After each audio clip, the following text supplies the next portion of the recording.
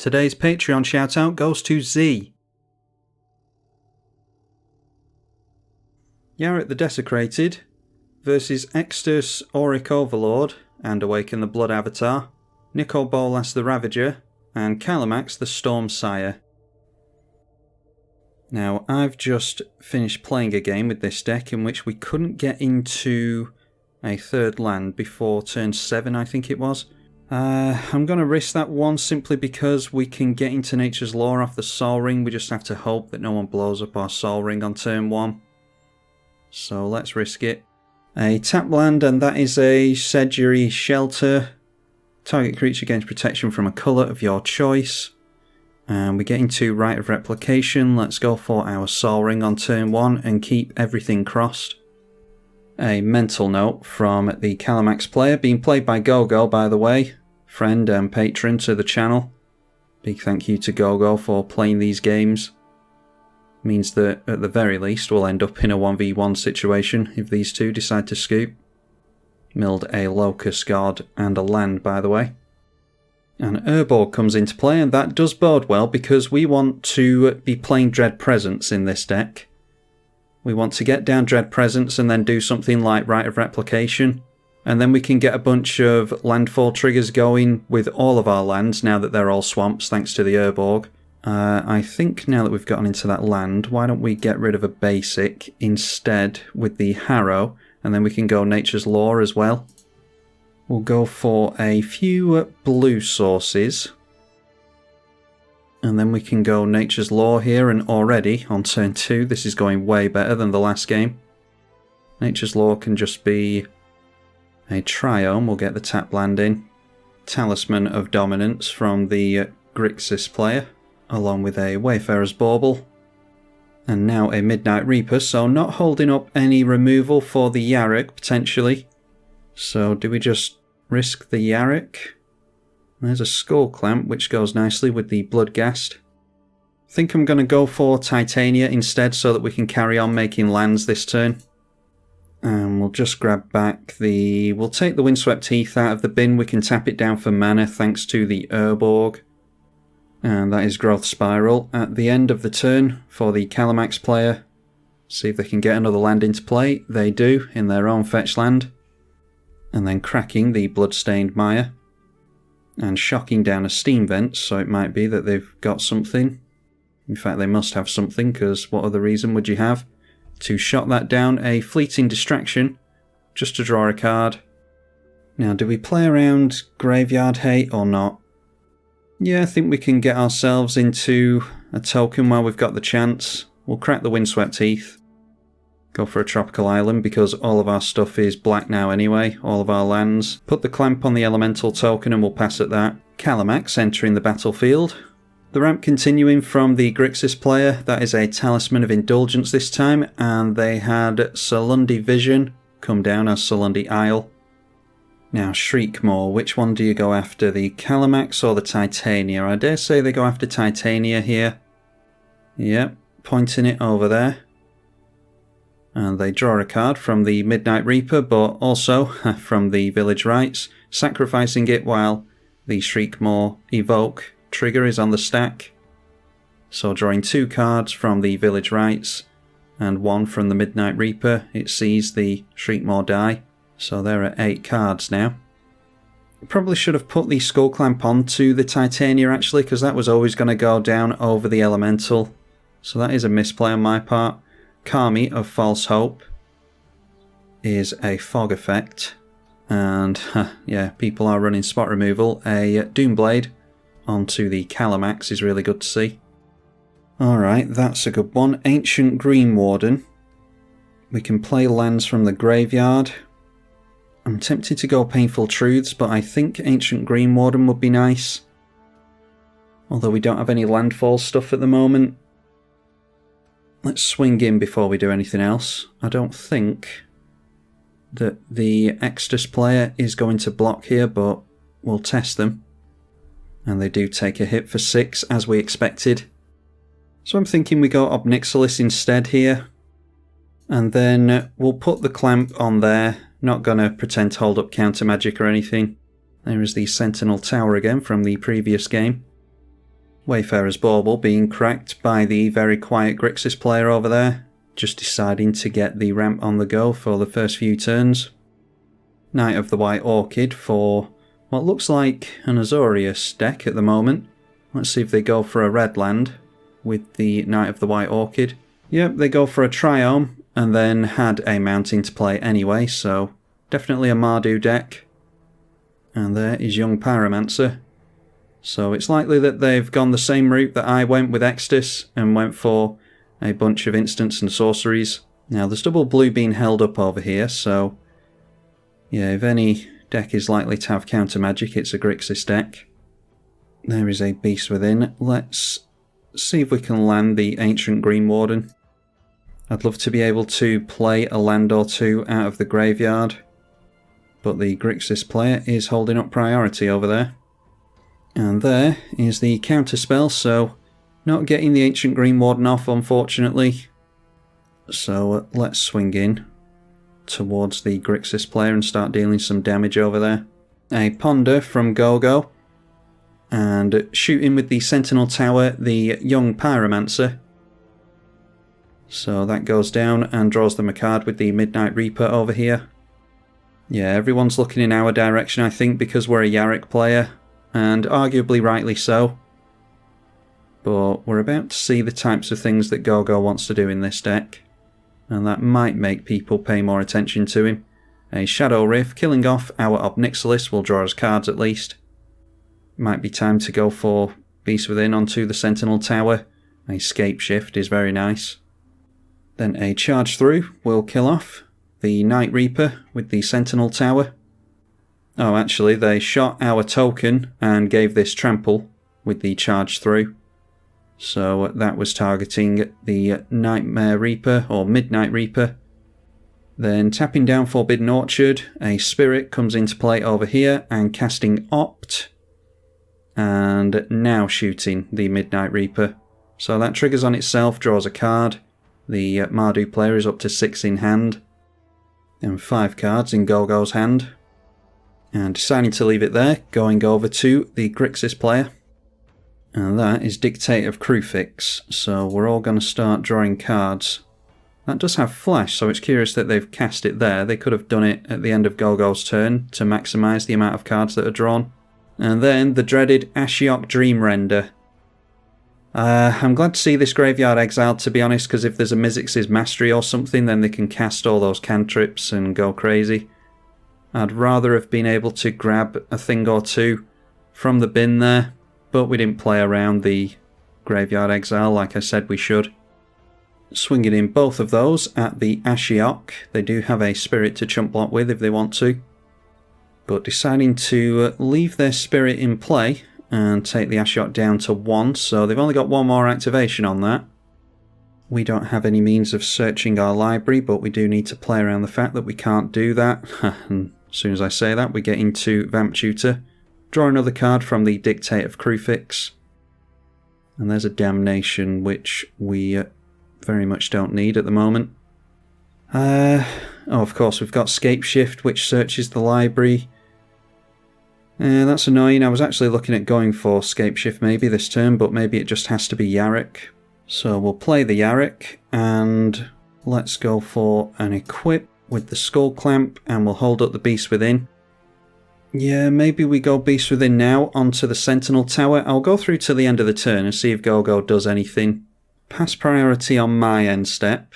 Gogo looks like he's F6, so yeah, doesn't have anything. I'd rather not lose my Yarok here, so let's go Beast Within now. They do have chance to respond now, because I've let them untap, but I at least know that they don't have red instants and sorceries that they want to cast. It's noteworthy as well that the Beast Within does count as an instant cast during this turn. He's going to need 3 more instants to get rid of our Yarok though, so getting rid of the Ashiok is really good. That switches on our Vamp Tutor and Scape Shift again, and managing to blow that up is really good. This also means that the Beast has Summoning Sickness, one that I haven't managed to play with yet. Archmage Emeritus cantrips all of your instants and sorceries, and another Spirit going into play for the Nicol Bolas player. Then casting a Peak, which will draw 2 cards, looking over at the Mardu player's hand with that. Now, an Imprisoned in the Moon going on to our Yarok, which makes the Skull Clamp fall off because it's a land now, so maybe it's an answer to the Imprisoned in the Moon that we're after. Might be able to take advantage of going for a board wipe before we get that off of our commander, because we'll be able to Damnation and not have our Yarok go back into the command zone. Secure the Waste at the end of the Grixis player's turn, where X is 6 makes a load of warrior tokens. Yeah, I'm not sure what we want to do next turn. Maybe we go for the Dread Presence with the Vamp Tutor and then go in for the Scape Shift. We can sacrifice the Yarok and get it back into the command zone if we're desperate. Extus, Oriq, Overlord comes into play. They don't have any creatures to grab back thanks to the Graveyard Exile. Talisman of Indulgence. And all of those swinging in towards us, so yeah, I think it might be time for a board wipe in that case. Could be that there's a Teferi's Protection held up here because they do have white mana from the Triome, but better to get it out of their hand now than later on. And that might get countered regardless, because I'm very much worried about Gogo untapping with this and 7 cards in hand. So we'll go for the original plan, I think, of wiping the board while Yarok is a land. Well, there's Cyclonic Rift. And a Prismatic Omen to make all of our lands into swamps, which we've already got thanks to the Urborg. So how's about Painful Truths first of all then? Alright, and that's a Strip Mine, a Tatyova, Toxic Deluge. I think I'd rather just go for the Damnation here. And that's annoying actually. This won't tap for black mana, even though it's a land. And that's actually relevant because what we could do here is go black mana and a couple of mana into Toxic Deluge and then still do the Escape Shift if we want to. But this won't tap for black mana because Magic Online, so that is different then. Well, we've got the Strip Mine, so that should tap for black mana, and it does because it counts as a swamp. Yeah, so in that case, let's do that. We'll put 4 life into the Toxic Deluge, not going to play around the fact that they could put plus counters on things or buff things at instant speed. The Grixis player is holding up priority, so maybe we don't go for the Scape Shift this turn. And they go for the excellent new card. I think this is probably the best card from Strixhaven for EDH. Plumb the Forbidden, sacrificing all of those. They're going to go down a lot of life, but they're also going to draw a lot of cards. They played it correctly as well. If you sacrifice the Extus with Plumb the Forbidden, then it won't trigger the Extus because this is an additional cost. So Extus won't see it cast. They haven't sacrificed the Extus, so it will trigger, and they'll get their Knight of the White Orchid back. And Plumb the Forbidden is sort of uncounterable as well because you get all the triggers, or all the copies even. So they also, with the copies, get back their Kami of False Hope. Luckily their graveyard has been exiled previously, so they don't get back a bunch of stuff like they might have done. Now the Grixis player has F6 through the turn, so I'm hoping that I'm going to be able to sneak a Scape Shift past them. The Mardu player now for only 2 mana, at 16 cards in hand, gone down to 22 life. And we'll see if we manage to wipe the board here. We do. Let's try this Scape Shift. And that goes through straight away, so let's get rid of the Yarok. We'll get rid of all the lands apart from the Ancient Tomb, because then we can trigger Field of the Dead. That will be 3, 4, 5, 6 and 7 cards entering. It's a shame we don't have that Tatyova in play, but at least we managed to resolve it. Grab ourselves Field of the Dead, Gaia's Cradle, a Cabal Coffers for that Urborg. Get the Command Tower and the Reflecting Pool, a Misty Rainforest for the sake of having a fetch. And we'll just go for a Breeding Pool in tapped as well. So there we go, Field of the Dead triggering. We only get 1 trigger per land that entered, but I mean it's still pretty damn good for only 4 mana. Might go for the Vampiric Tutor onto the spell that gets all the lands out of the bin for us. And that assumes that the graveyards aren't going to be exiled again. Anyway, Niv Mizzet Perun coming into play. And now at the end of the turn, Nicol Bolas goes for Crosis's Charm. Destroy a non-black creature. Can't be regenerated. That's really good to get rid of Niv-Mizzet Perun. It will ping us on its way down, and then taps and goes Nature's Claim onto the Skull Clamp to ping something again. They'll draw a card as well. And they go for a ping on us. A Consume the Meek. That destroys all of our zombie tokens. We can get them back if we go for the tutor and get all the lands back out of the bin. And that is a Thief of Sanity. Everyone tapping out. The Grixis player, surprisingly, at 0 cards in hand, which is fine with me. Unlike the Mardu player, who is at 16, soon to be 18, with the Draw Step and the Dictate of Crucifix. Starting things off with some more Ramping Talisman of Hierarchy, and a Smothering Tithe, and a Desecrated Tomb as well, so just setting up this turn apparently. Holding up 2 of each colour. They're going to have to discard down to hand size. They don't have an infinite hand size, so discarding 7. And they decide to get rid of a bunch of lands, a Knight of the White Orchid, Not Forgotten, and a Brought Back. Now let's go for Vampiric Tutor, and I think it's called Splendid Reclamation, the one that brings all the lands back. They go for Reveal in Silence. Your opponents can't cast spells or activate Planeswalker abilities this turn. Excellent. So in that case, maybe we just try and punish our opponents with the overloaded Cyclonic Rift, seeing as how we're not doing anything else this turn. So let's note that it's turn 8 and we are overloading a Cyclonic Rift, so probably hurting the Grixis player a lot. The Mardu player already has a bunch of lands, but they will not get a Smothering Tithe trigger thanks to that. And the Vamp Tutor will still resolve. We do have to maybe think about the fact that we could be wheeled or have something discarded, but I think we still go for it. Let's go for the Splendid Reclamation, even though we can't cast it this turn. A Docent of Perfection, continuing to play cards that value instants and sorceries, but not managing to keep anything in play. They might even struggle with this if we go for the Damnation next turn before anything else. Continuing to give the spirits over to the Grixis player. And there is the Confounding Conundrum. So that switches off our Splendid Reclamation then. We can still get all the triggers on the Field of the Dead, but that is the last thing we want to see. Went for the Dictate of Crucifix during his upkeep so that he got an additional card, and then playing out the rocks again. And there is the Thief of Sanity. Playing out the Smothering Tithe again, along with a couple of rocks, and getting the Kami of False Hope out again. Holding up 3 mana. Seems as though all eyes are on us at the moment. And there is our Urborg, so even if this player goes down, we'll still have Swamp switched on. We've got the Prismatic Omen as well. So let's just go attack Yova here, I think. I think that's pretty much all we can go for, to be honest. Probably a Damnation's a good idea, because I don't like this gaining card advantage. I want to get rid of that as well. Yeah, so let's go for the Damnation first of all. And Kami being sacrificed in response. There's going to be no combat damage dealt this turn, but they might as well. Then we'll go for our Yarok. And unfortunately, just 1 mana shy of being able to crack the Misty Rainforest. I'll hold it for now so that we can go Tatyova.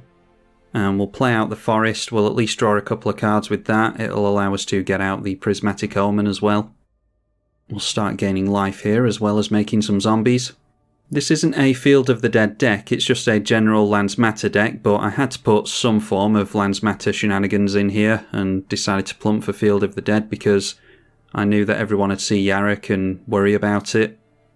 Although maybe Field does an even worse job of making people worry than Yarok does. Okay, so we've got Exploration that we've just drawn into, so we can go for the Exploration and make another land this turn. That will mean that we have to bounce a land back to hand, but it is still triggers that we can go for. Rakdos Charm. Exile all cards. Alright, with Rakdos Charm it might have been worth them keeping hold of that to deal damage to us equal to the creatures we control. especially with Field of the Dead in play, but exiling our graveyard, not too worried about that, because we can't go for the Splendid Reclamation now anyway. So we'll get some field and Tatyova triggers. We'll have to bounce a land back to our hand. We'll just bounce the basic. We draw into another land and Solemn Simulacrum. So managing to refill our hand and get back up to 22, I think we'll challenge our opponents to do something about this board state and pass at that. A Harrow. Does this only affect his opponents whenever a land enters under an opponent's control? Alright, so the Harrow isn't going to force him to bounce lands. Then Reach Through Mists, not taking advantage of things like the Docent of Perfection, thankfully. Now a Frantic Search as well, giving Smothering Tithe tokens this whole time. Discarding a Tower on the Sky Summoner, and a Crash Through as well. And that's why they got rid of the Talrang, because they have Metallurgic Summonings, which is much more difficult to get rid of. First time seeing Nicol Bolas the Ravager being cast. And we have to discard a card here. I think playing around Blood Moon is irrelevant at this point, but we'll get rid of the non-basic anyway. We've got Prismatic Omen in hand, so we can fix our colours with that, even past a Blood Moon, I think. And that's funny that Madness is actually relevant in this instance. Go discarding that due to the Nicol Bolas and is able to cast it.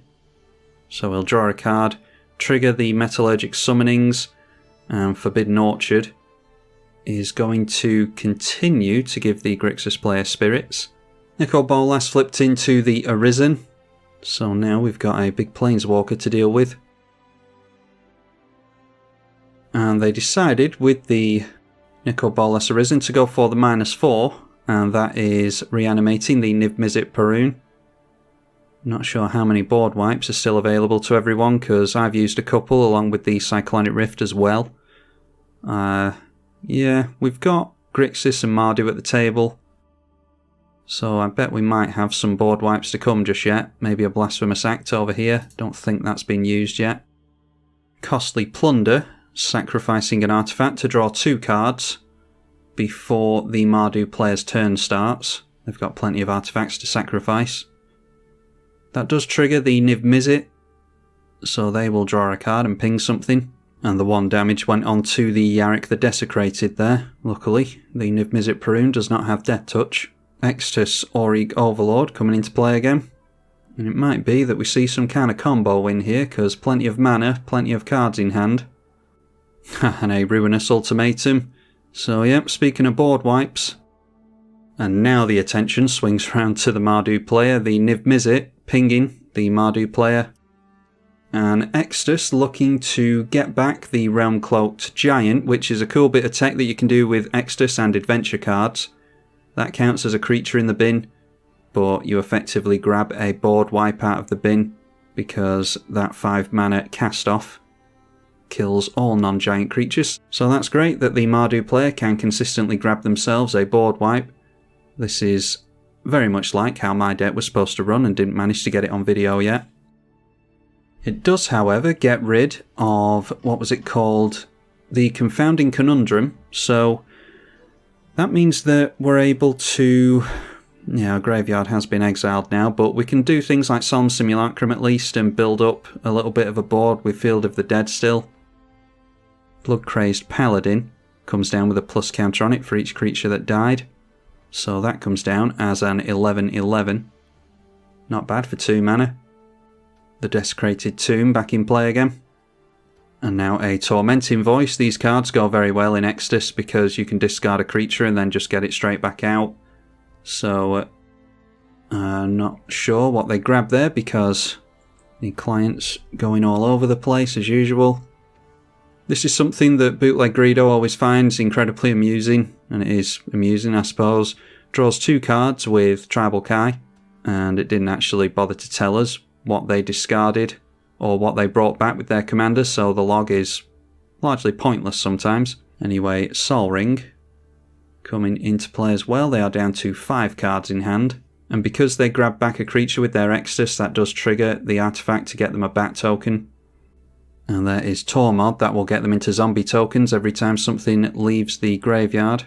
Then Faithless Looting as well.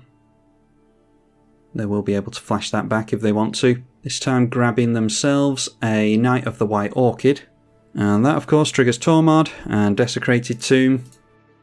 Luckily they've all got Summoning Sickness still, so no huge amounts of damage coming through to us. I'm sure they would turn sideways in at us given the chance. Drawing into Dryad of the Elysian Grove, we've only got one land. Although, yeah, that could be a land I suppose if we want it to be. So let's drop a land so that we get more mana from the Cabal coffers. Could have held off on that I suppose so that we get 2 zombies from Field of the Dead. But I might go for... yeah, I might go for Solemn Simulacrum and copy it this turn. Could copy it a bunch of times with the Rite of Replication maybe. I don't know if we're going to have enough mana to do that. Then we go Solemn Simulacrum. That will trigger twice when it enters, so we'll get a couple of lands, and then the Field of the Dead will trigger twice per land that comes in. So we might have enough to go for Rite of Replication. I'm not sure we'll have enough basics to trigger it at this point though. But it at least draws us a bunch of cards when the Solemns die. Yeah, we've only got 3 basics left. Oh well, let's get all of these basics out, or nearly all of them. So then the Gaia's Cradle taps for 7 mana. Let's go Dryad of the Elysian Grove. I'll just go for the Glasspool Mimic this turn because I think casting something... yeah, we'll wait for our opponents to go for something and then we can go Rite of Replication and maybe get a bazillion Inferno Titans or something like that.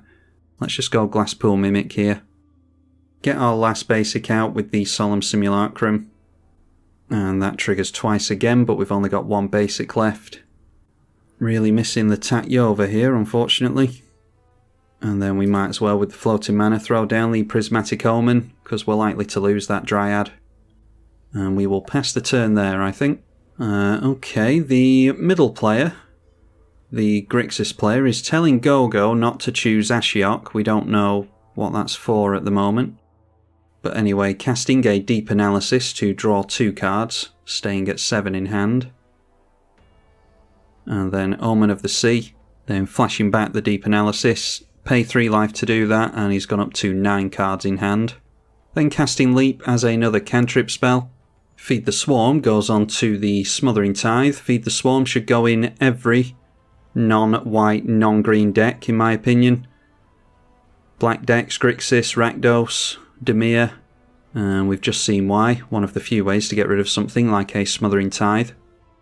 And then Deliver Unto Evil, that will be why Gogo was instructed to not choose Ashiok. The Talisman selected, Consume the Meek, Ashiok. Choose up to 4 target cards in your graveyard. If you control a Bolas Planeswalker, return those to your hand. Otherwise, an opponent chooses 2 of them.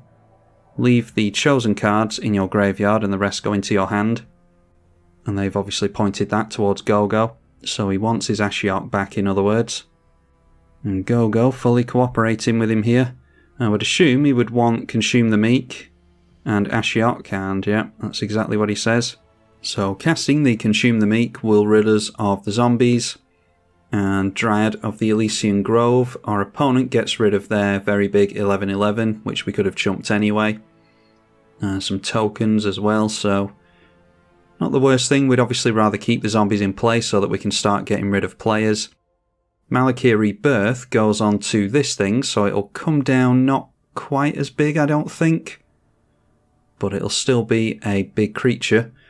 And Extus will give them back the Wismare, destroying an enchantment, so yeah, surprisingly, the Urborg has been very relevant in keeping us in swamps because we're going to lose our Prismatic Omen maybe, well most likely are, and Dryad of the Elysian Grove goes down to a board wipe as we would expect, triggering the Tormod and the Desecrated Tomb, but they'll lose the tokens to the Consume the Meek. But it does add to the creatures that have died count, which makes the Blood-Crazed Paladin even bigger. Yeah, actually, so it's bigger than it was previously. It comes down as a 15/15 this time. And then because it left the battlefield after dying, that triggers the Desecrated Tomb and the Tormod again. Alright, so it looks like we've got a player finally going down in the Grixis player. They didn't know that the Blood-Crazed Paladin would still be in play, of course. So swinging everything in over towards Nicol Bolas. It's turn 11, so it's about time that players started going down. And go Batman. Okay, right. Jesus. Alright, so I don't think the Grixis player is going to go down now. Rapid hybridization goes on to the Vampire. And giving a chump blocker as well. So, yeah, keeping as many players in play as possible, apparently. Blocking the Tormod and taking the 2 commander damage. Or it's actually 4 commander damage from Extus. So it would make more sense to block this, really. Still 4 cards in hand and a bajillion mana for the Extus player. Flashing back the Faithless Looting. And, yeah, grabbing back the Blood-Crazed Paladin out of the bin with the Faithless Looting. And they discarded a couple of lands to the Faithless Looting. 5 cards in hand now. And a Dranith Magistrate. Opponents can't cast spells from anywhere other than their hands. That's only really relevant for the commander for us. Dranith Magistrate does keep you from casting your commander from the command zone. Then a Wisp-Mare probably gets rid of Prismatic Omen. Now then, we're in top deck mode pretty much. We need something really, really good off the top. 3 cards left in the Mardu player's hand, the other 2 are tapped out. Prismatic Vista's no good. I'm just going to go for the Rite of Replication onto the Solemn and hope for a board wipe. We'll play out the Prismatic Vista. I'll crack the 2 fetches and we'll go Splendid Reclamation. The Rakdos player is holding up priority over there, so I'm not sure what it is that they could have. Prismatic Vista only gets a basic, so there's actually no point in sacrificing that at this point. Because we don't have any basics left, let's go for the Splendid Reclamation. We do have a creature that sacrifices lands and gives things Shroud. Can't remember the name of it, Sylvan something or other.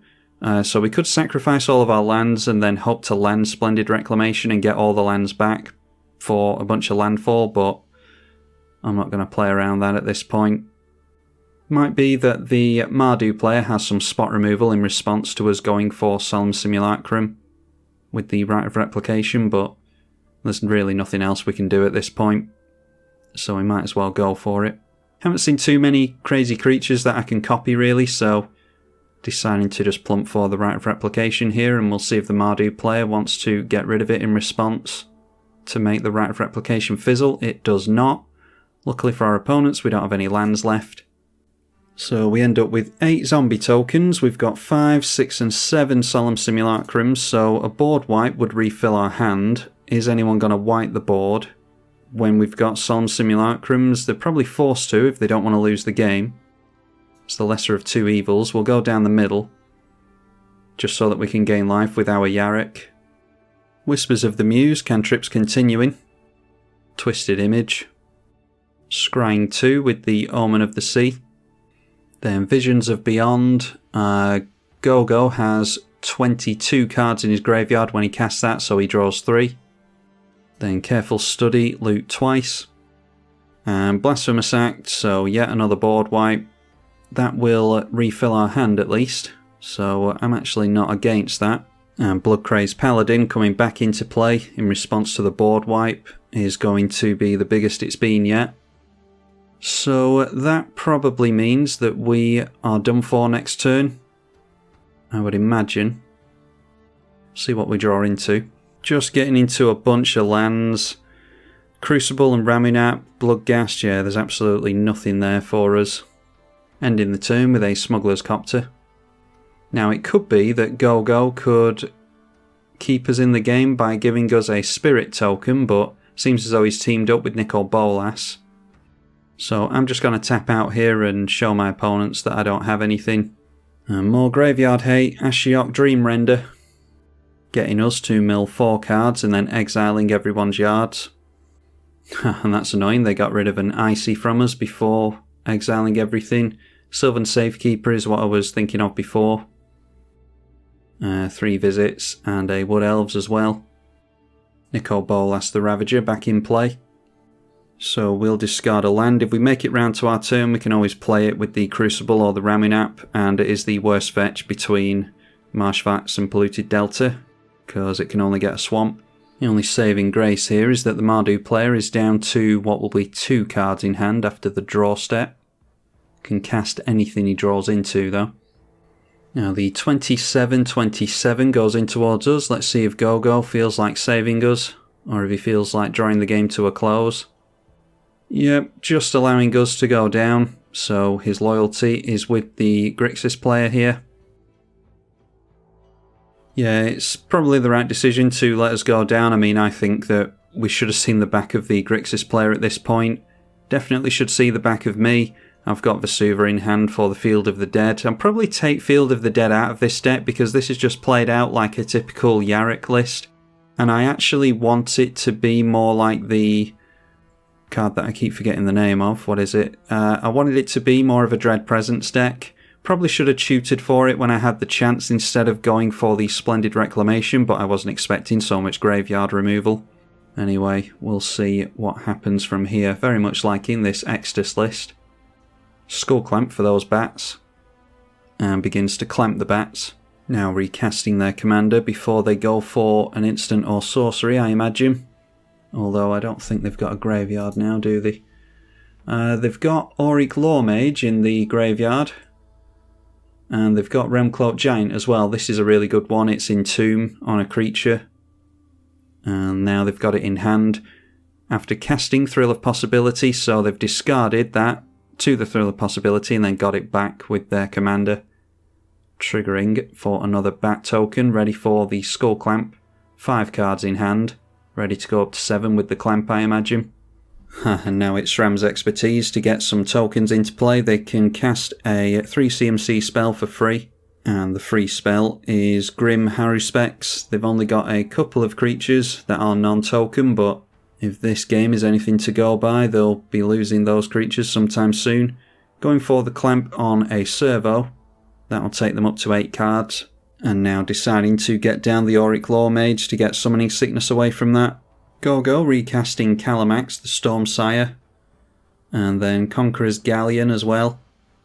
Then playing the Command Tower. And then just deciding to tap out and pass the turn, leave Nicol Bolas with a Spirit token.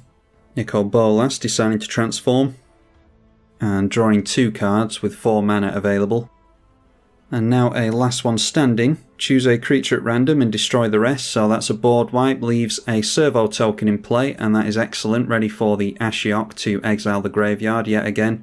Does trigger the Grim Haruspex 3 times, but that gives the Grixis player a chance to get the limit break here, and I dare say he'd point the -12 towards the Mardu player. Nicol Bolas needs to start getting some creatures into play though, in order to block all that's going on over here. And then, oh, there is an Anguished Unmaking onto the Ashiok so that he doesn't get chance to minus down on it. That's pretty good. I'm not entirely sure why the Desecrated Tomb is triggering here, because I don't know which creature has left the graveyard. Anyway, they have a bat token by the end of the turn, which is relevant against the Nicol Bolas, because it will not have Summoning Sickness. Extus being cast once again, and Quintorius, Field Historian, and then equipping their Skull Clamp onto the Quintorius, expecting it to go down at some point. And the 2 tokens going at Nicol Bolas, as you would expect. Kalamax coming into play yet again, and crewing up the Conqueror's Galleon with it, then swinging in towards the Nicol Bolas.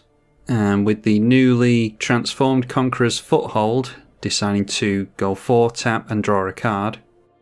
Again holding up the Forbidden Orchard. And a Brainstorm from the Grixis player at the end of the turn. They did have something to do with that 1 blue mana they held up. Another Nicol Bolas Planeswalker now in Nicol Bolas God Pharaoh. And they've got Viscera Seer in play as well. They decided to target the Mardu player with the +2 on this, exiling cards from the top of the library. And they drew 2 cards with this as well. Not sure what they've got access to here.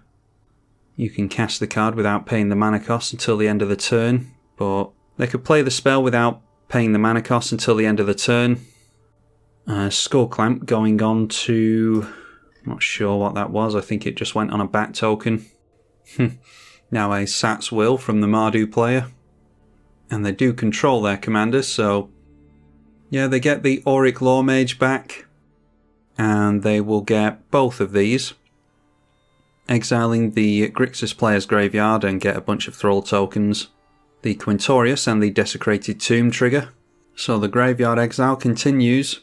They get some Thrall tokens here, 4 Thrall tokens and Blind Obedience. Pitiless Plunderer, so there might be some kind of combo they can do with that, although mana issues aren't really all that much of an issue for this Mardu player. Yep, a sack outlet in Woe Strider coming into play.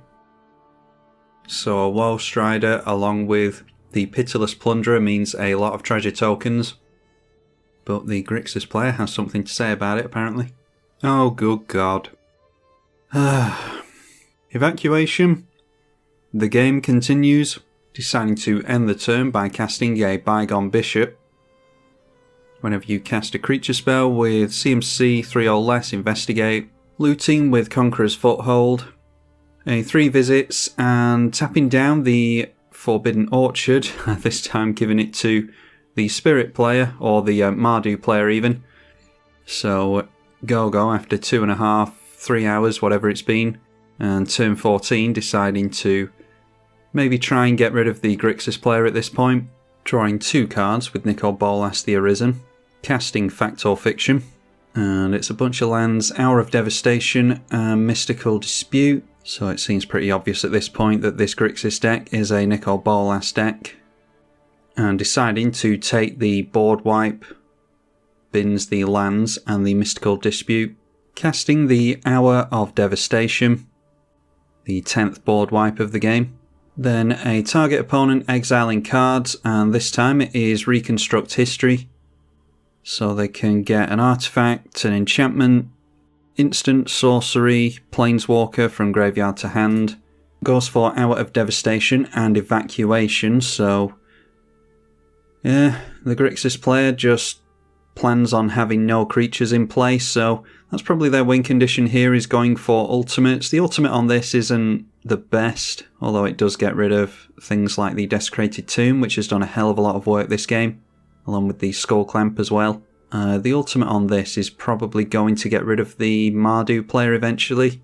Alright, going after Awaken the Blood avatar, surprisingly, as opposed to the Extus.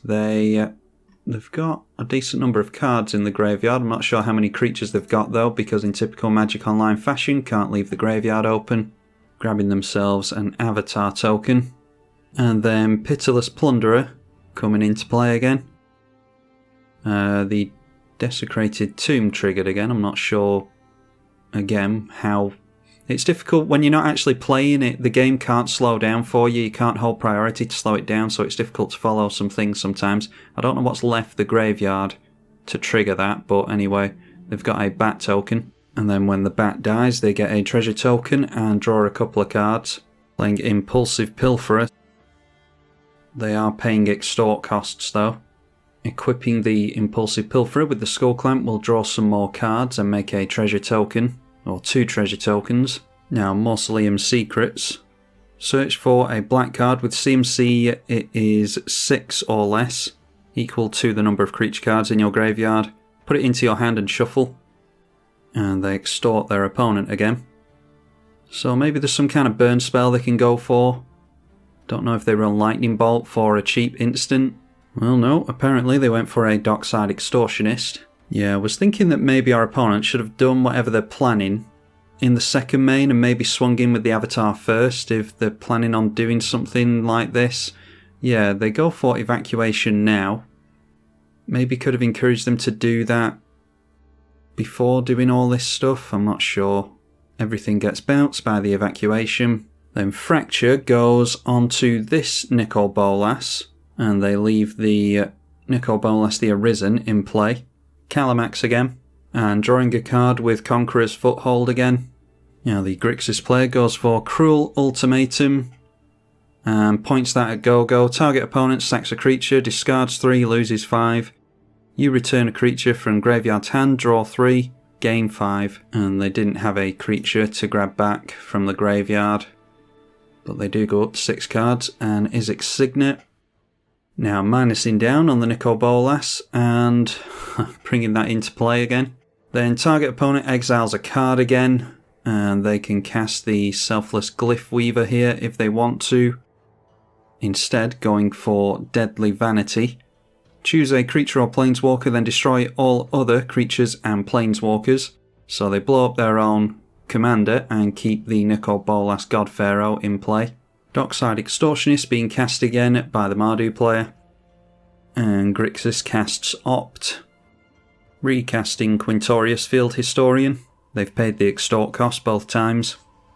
Pitiless Plunderer yet again. Encore being paid for the Impulsive Pilferer triggers the Tomb and the Historian. Woestrider escaping the bin. And due to exiling some creatures, I assume, to the escape cost, triggering the Desecrated Tomb and the Quintorius with the exile, and then the Woestrider itself triggers those as well. So now, can this player sacrifice enough creatures to generate enough mana to cast enough cheap spells to drain out this opponent? Sacrificing something anyway will trigger the Impulsive Researcher, or whatever it's called. Sacrificing one of these tokens, sacrifice the one that would have gone in at go-go. This one has to go in at the Grixis player during the attack step. Sacrificing a bunch of tokens, spirits, bats, goats, and that will get them into Awaken the Blood avatar.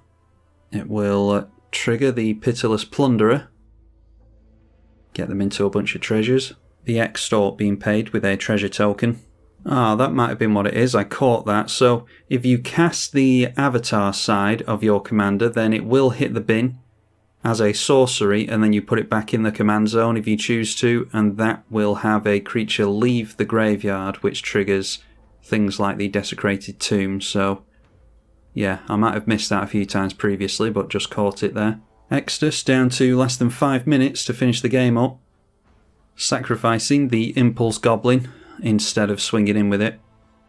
And the client decides to reset. Oh, God, that's so annoying, sitting through all that for nothing. Well, I'll just have to put a warning at the beginning of the video, because that Extus game, or that Extus deck, looked really, really good. I'm very impressed with that one. It's very similar to mine, but it just performed really well there, so I'll have to have a look at mine and try and tweak a few things. Not sure what the Mardu player was doing there. The Grixis player didn't seem to be really trying to do much of anything either, apart from drag the game out. Yeah, it's just one of those games, so hopefully you all got some enjoyment from it anyway. Hopefully you all saw the warning that I put at the beginning of the game. Might have been that they had enough mana there to go for Awaken the Blood avatar again, but they did have a lot of command attacks on that, so yeah, I'm not entirely sure, but hopefully you all enjoyed it anyway. Leave it a thumbs up and subscribe if you did. I'm tribalkai on the EDH channel. Thank you for watching.